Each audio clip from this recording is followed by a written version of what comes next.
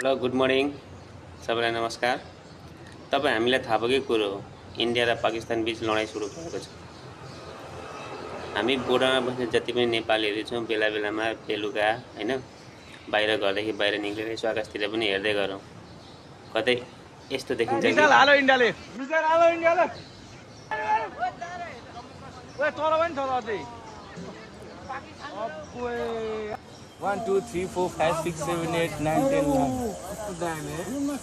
यस्तो देखियो भने नआतिनुस् न डराउनुस्। इन्डिया र पाकिस्तानको लडाइँ सुरु भएको छ। यसले नेपाललाई पनि थोरै कतै न कतै असर पर्न सक्छ।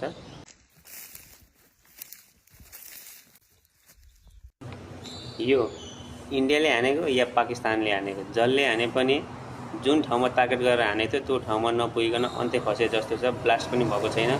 यस्तो चिज कतै तपाईहरुले देख्नुभयो भने छेउमा नजानुस्, सम्बन्धित निकायलाई फोन गरिदिनुस्।